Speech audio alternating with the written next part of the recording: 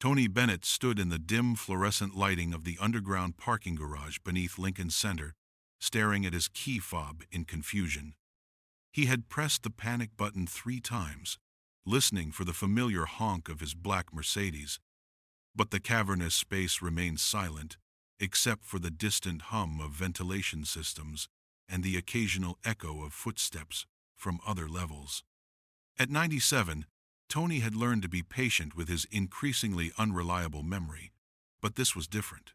He could clearly remember parking his car before his afternoon rehearsal, could even recall locking it and noting the section number on the concrete pillar, B7.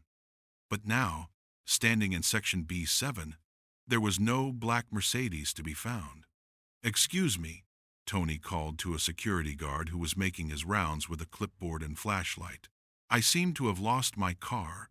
Black Mercedes, license plate TB2023. I parked it right here about 4 hours ago." The security guard, a heavy-set man in his 50s with kind eyes and a name tag reading Frank Martinez, looked up from his clipboard with a sympathetic expression. Tony's celebrity status was unmistakable, even in the underground shadows, and Frank's demeanor immediately shifted to one of helpful concern. "Mr. Bennett, let me help you find your vehicle. Sometimes people think they parked on B7 when they actually parked on C7 or A7. These garages can be confusing. What kind of Mercedes are you looking for?" "Black S-Class, 2023. License plate TB2023. Frank pulled out a tablet from his belt and began typing. "Let me check our system. We have cameras and entry logs for every vehicle that comes through here." As Frank worked, Tony tried to retrace his steps from earlier in the day. He had driven to Lincoln Center for a rehearsal with the New York Philharmonic, a special concert they were planning for the spring season. He remembered the drive clearly, remembered the valet parking attendant, who had smiled and said "Good afternoon, Mr. Bennett," when he arrived. But the more Tony thought about it, the more uncertain he became about the details. Had there been a valet attendant? Or had he parked the car himself? The memory felt simultaneously vivid and strangely insubstantial, like trying to hold water in his hands. "Mr. Bennett?" Frank said, looking up from his tablet with a puzzled expression. "I'm showing that you do have a vehicle registered to this garage, but this is strange." "What's strange?" "According to our records, your black Mercedes S-Class has been parked in space B715 continuously for the past 10 years. The entry log shows it arrived on March 15th, 2013, and there's no record of it ever leaving." Tony felt a chill run through his body. "That's impossible. I drive that car regularly. I drove it here today." Frank double-checked his tablet, then looked at Tony with growing concern. "Mr. Bennett, our system tracks every entry and exit through the garage gates. Your car is definitely here, but according to this, it's been here for a decade without moving." "Show me," Tony said, though part of him was beginning to dread what they might find. Frank led Tony deeper into section B7, past rows of dusty vehicles that looked like they hadn't been moved in years. Some had flat tires, others were covered with thick layers of concrete dust from construction work happening in the building above. It was like walking through an automotive graveyard. They stopped in front of space B715, and Tony's heart nearly stopped. There was his black Mercedes S-Class, license plate TB2023, exactly as he remembered it. But the car was covered in a thick layer of dust and debris. The tires were flat. Bird droppings covered the windshield and roof. Dead leaves had accumulated around the wheels, and there was a parking ticket tucked under the windshield wiper that was so faded and weather-beaten it was barely legible. "Mr. Bennett," Frank said gently, "this car has definitely been here for years. Look at the condition it's in." Tony approached the vehicle slowly, as if it were something that might disappear if he moved too quickly. He used his key fob to unlock the doors and the locks responded with a mechanical click that sounded rusty and strained. The interior of the car was even more shocking than the exterior. The leather seats were covered with a fine layer of dust. The dashboard had the cloudy, faded appearance of plastic that had been exposed to temperature variations for years.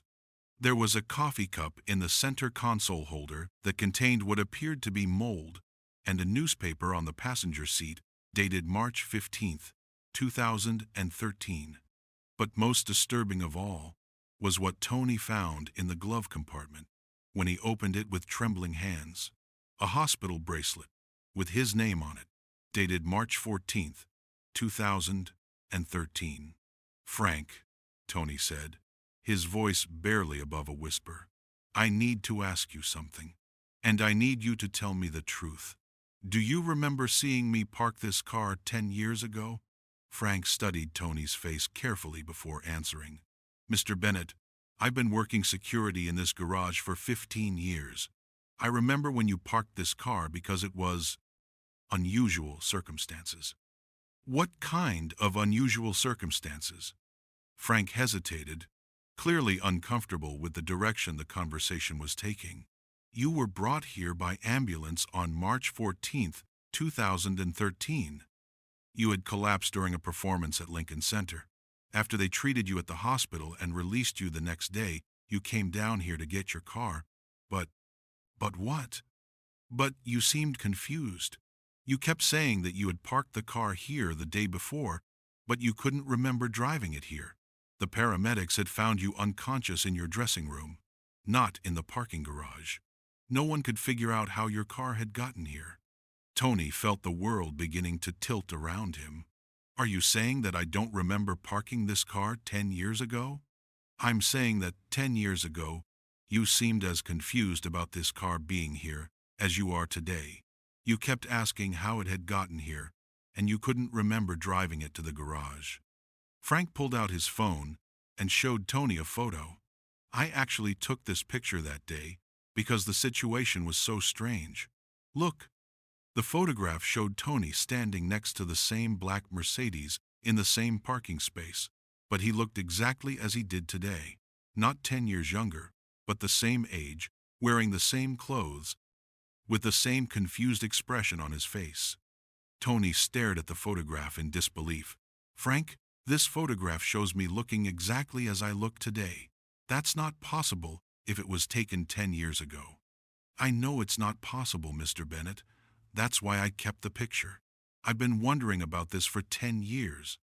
Tony's mind raced as he tried to process what Frank was telling him. Had he experienced some kind of time displacement? Was he suffering from a form of memory loss that made him repeat the same experience over and over? Or was something even stranger happening? "Frank, I need to ask you something else. Do you remember me visiting this car over the past 10 years? "That's the thing, Mr. Bennett. According to the security logs, you've come down to this garage every few months for the past decade. Each time, you seem surprised to find your car here. Each time, you act like you've just parked it. And each time, you look exactly the same age as you do right now." Tony felt his legs becoming unsteady, and he leaned against the dusty Mercedes for support. "Are you telling me that I've been coming down here for 10 years, having the same conversation with you over and over again?" "Not exactly the same conversation, but similar. You always seem confused about how long the car has been here. You always seem to think you just parked it. And you never seem to remember our previous conversations." Frank showed Tony another photograph, this one from his phone's camera roll, dated just 6 months earlier.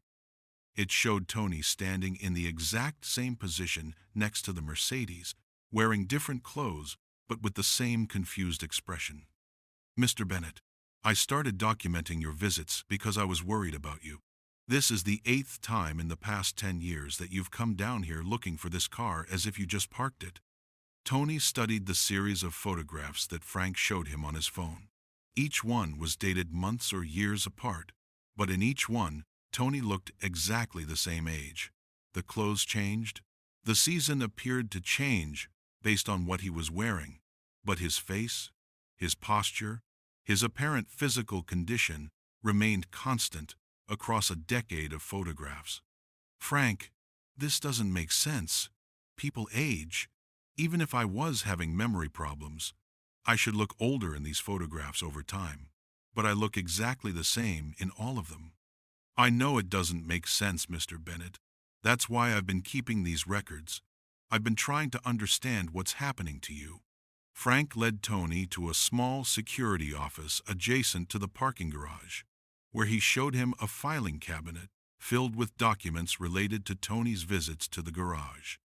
I've been tracking your visits, and there's a pattern. You come here every 3 to 4 months, always on a Thursday afternoon, always after what you say was a rehearsal or performance at Lincoln Center. You're always looking for this car, always surprised to find it covered in dust, and you never remember our previous conversations. Frank pulled out a folder and showed Tony detailed logs he had been keeping. Each entry contained the date of Tony's visit, what he was wearing, what he said, and how he reacted to finding the car. According to my notes, the conversations we have are very similar, but not identical. You always ask how long the car has been here. You're always shocked to learn it's been years. You always examine the car as if you're seeing it for the first time. But the details of what you say and how you react vary slightly each time. Tony read through Frank's meticulous notes, feeling more disturbed with each entry. The logs painted a picture of someone trapped in a recurring loop, reliving the same experience over and over again with slight variations, but without any memory of the previous iterations. Frank, these notes suggest that I've been experiencing some kind of temporal anomaly or severe memory displacement for 10 years, but that's impossible. I agree it's impossible, Mr. Bennett. That's why I started researching your condition. I reached out to some medical experts, some psychologists, even some physicists. I wanted to understand what might be causing this. Frank showed Tony a thick folder of research he had compiled over the years. It contained medical articles about various forms of dementia and memory loss, scientific papers about temporal perception disorders, and even some more speculative material about time displacement phenomena. Most of the medical experts I consulted suggested that you might be experiencing a very rare form of dissociative disorder, where traumatic events cause the mind to fragment and repeat certain experiences. But that doesn't explain why you haven't aged in 10 years. What do the other experts say? The physicists I spoke with suggested that what you're experiencing might be related to some kind of localized temporal anomaly. There have been theoretical discussions about how certain locations might experience time differently than their surroundings. Frank pulled out a map of Lincoln Center and the surrounding area. I've been tracking not just your visits to the garage, but also any unusual phenomena in this area over the past 10 years. There have been some strange reports. The map was covered with marks and notes indicating various unexplained events that had occurred near Lincoln Center over the past decade. Equipment malfunctions in the concert halls, performers who claimed to experience lost time during rehearsals, audience members who insisted that concerts they attended had been much shorter or longer than the official running times. Mr. Bennett, I think something unusual is happening in this area, something that affects time perception, and for some reason, you seem to be more susceptible to it than other people. Tony studied the map and Frank's research, trying to make sense of what he was being told. Frank, assuming you're right about this, what happens now? Do I continue to come here every few months, having the same conversation, forever? I don't know, Mr. Bennett, but I've been hoping that someday you might remember one of our previous conversations, that we might be able to break whatever cycle you're trapped in. Frank showed Tony one final document, a letter that Tony himself had written and left with Frank during one of his previous visits. You wrote this 18 months ago, Frank explained. You seemed to have a moment of clarity about your situation, and you wanted to leave instructions for yourself in case you ever forgot again. Tony opened the letter and read his own handwriting. To Tony, myself, if you are reading this, it means you have once again discovered your car in the parking garage and are confused about how long it has been there. Frank Martinez, the security guard, has been documenting your visits for years. You are trapped in some kind of temporal loop that affects your memory and possibly your aging process. You have been investigating this phenomenon during your periods of clarity. The following facts are important. 1. You last remember clearly parking this car on March 15, 2013, after being released from the hospital. 2. You have been visiting this car every 3 to 4 months for 10 years, always with no memory of previous visits. 3. You do not appear to have aged during this time period. 4. Similar temporal anomalies have been reported throughout the Lincoln Center area. 5. You suspect that your collapse on March 14, 2013 was related to the beginning of this phenomenon. Frank has been helping you research this situation. Trust him. He is trying to help you understand what is happening and possibly find a way to break the cycle. During your last period of clarity, you theorized that the temporal anomaly might be related to something that happened to you emotionally or psychologically on March 14, 2013. You were working on trying to remember what was different about that day. If you are reading this letter, try to remember what was special about your performance on March 14, 2013. What happened that day that might have caused you to become trapped in time? Tony finished reading the letter and looked up at Frank. Have I ever remembered what happened on March 14, 2013? Not in my presence, but you've mentioned during some visits that you've been having dreams about that day. Dreams where you're performing, but something goes wrong. Something that you can't quite remember when you wake up. Tony closed his eyes and tried to access memories from that specific date. Gradually, fragments began to surface. He remembered being on stage at David Geffen Hall. He remembered singing "The Way You Look Tonight" to a sold-out audience. He remembered feeling unusually emotional during the performance, as if the song was carrying extra weight that evening. And then he remembered what had been special about that performance. It had been a memorial concert for his dear friend, the jazz pianist Bill Evans, who had died decades earlier, but whose memory Tony was honoring with a special retrospective performance. "Frank," Tony said slowly, "I think I remember something about that night. It was a memorial concert. I was performing songs associated with Bill Evans, my old friend who had passed away. During The Way You Look Tonight, I started thinking about all the friends I had lost over the years, all the people who were no longer there to hear the music. What happened next? I think I wished that time would stop. I wished that moment could last forever, that I could keep singing for the people I had lost, that I could somehow hold on to that connection across time and death." Tony felt a chill of recognition as he spoke those words. "Frank, what if wishing for time to stop actually caused time to stop? What if I've been trapped in that moment, in that emotional state, for 10 years? Frank studied Tony's face carefully. "Do you remember the wish specifically?" "I remember standing on stage, overwhelmed by grief and love and music, thinking that I would give anything to make that moment eternal. I remember thinking that if I could just keep singing, I could keep my lost friends alive somehow. And then what happened? And then I collapsed. I woke up in the hospital with no clear memory of the collapse, but with a sense that something important had changed." Frank nodded slowly. "Mr. Bennett, what if your wish was granted? What if you've been living in an extended version of that moment for 10 years? What if every time you come to this garage, you're reliving a part of that evening from 2013? Tony considered the possibility.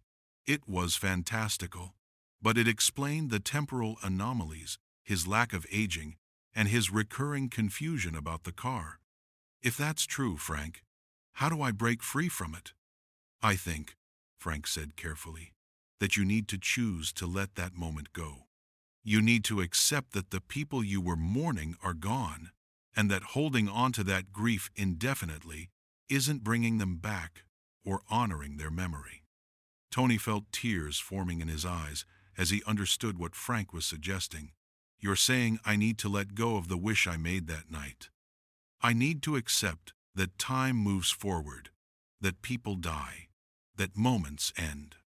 I think you need to finish the concert you started 10 years ago. You need to sing The Way You Look Tonight one more time. But this time, you need to let it end. Tony looked at his dusty Mercedes, at Frank's careful documentation of a decade of confusion, at the letter he had written to himself. He understood that this moment was his opportunity to choose between remaining trapped in an eternal instant of grief or moving forward into whatever time he had left. Frank, will you drive me back to David Geffen Hall? Of course, Mr. Bennett. As they walked away from the Mercedes, Tony felt something shift in his perception of time and memory. For the first time in years, or perhaps for the first time in decades, he felt fully present in a moment that was moving forward rather than repeating endlessly. When they reached David Geffen Hall, Tony asked Frank to wait in the lobby while he went on stage alone. The auditorium was empty, but Tony sat down at the piano and began to play The Way You Look Tonight. This time, as he sang, he thought not about holding on to his lost friends, but about celebrating the time he had shared with them. He sang about memories that could live in his heart without trapping him in the past. He sang about love that transcends death, not by stopping time, but by continuing to create beauty in the world. When he finished the song, Tony felt a profound sense of completion. The grief was still there, but it no longer felt like a prison. It felt like a foundation for gratitude and continued creativity. Frank was waiting for him when he left the stage. How do you feel, Mr. Bennett? I feel, Tony said, like I just finished a concert that began 10 years ago. Tony never returned to the parking garage at Lincoln Center. His black Mercedes was eventually towed and sold at auction after sitting unclaimed for another year. Frank Martinez kept his documentation of Tony's decade-long temporal loop, but Tony himself never again experienced the confusion and repetition that had defined his visits to the garage. In the months that followed, Tony aged normally and continued performing until his natural death 3 years later. He never spoke publicly about his experience in the parking garage, but he often told friends that he had learned an important lesson about the difference between honoring the past and being trapped by it. Frank Martinez eventually wrote a book about his experience with Tony, titled The Man Who Stopped Time. It became a bestseller and sparked discussions about the nature of grief, memory, and the ways that intense emotions can distort our perception of reality. But for Tony, the most important outcome of his parking garage experience was the realization that the greatest tribute to lost friends is not to remain frozen in the moment of their absence, but to continue creating beauty in their honor, allowing time to move forward, while carrying their memory as a source of inspiration rather than a source of paralysis. The parking garage beneath Lincoln Center was eventually renovated and modernized, but Frank made sure that space B715 was preserved exactly as it had been during Tony's decade-long visits. A small plaque was installed there that reads, "In memory of those who taught us that love transcends time, not by stopping it, but by continuing to create beauty in the world." But the story of Tony's temporal loop didn't end with his final performance. In the following weeks, Tony began recovering memories from the lost 10 years, memories that revealed how complex his temporal displacement had been. The first recovered memory came 3 days later. Tony suddenly remembered a detailed conversation with Frank Martinez in 2015 about the nature of time, grief, and memory. "Susan," Tony said suddenly, "I think I was more aware of what was happening than Frank realized." Tony began keeping a journal to document recovered memories. What emerged was a picture of someone living in two different temporal realities, one where he aged normally with Susan, and another where he was trapped in Frank's documented loop. "I remember now that I wasn't just confused during garage visits," Tony wrote. "Frank and I were researching my condition. I was actively working to understand what had happened to me." To test this theory, Tony contacted Dr. Elena Rodriguez, a physicist Frank had mentioned consulting. "Mr. Bennett," Dr. Rodriguez said when he called, "I've been waiting 10 years for you to call back. We had extensive correspondence about your temporal displacement phenomenon."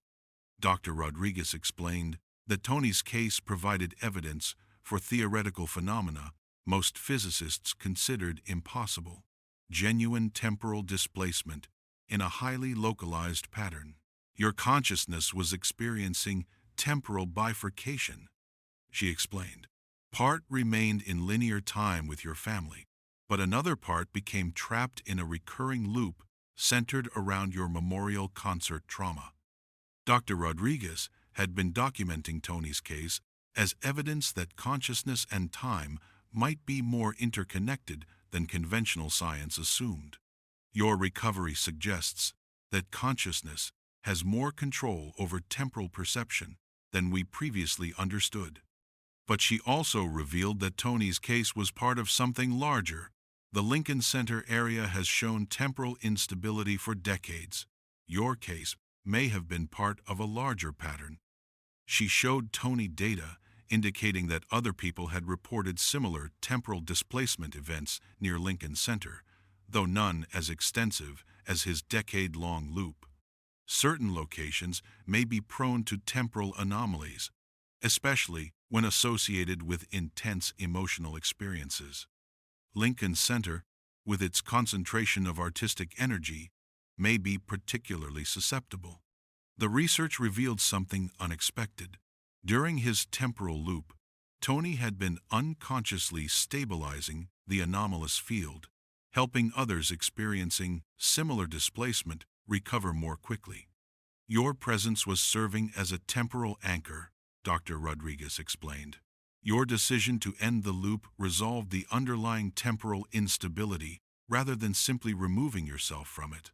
Tony's final journal entry about his experience read, "I understand now that my temporal displacement was both a personal journey through grief and a service to others experiencing similar phenomena.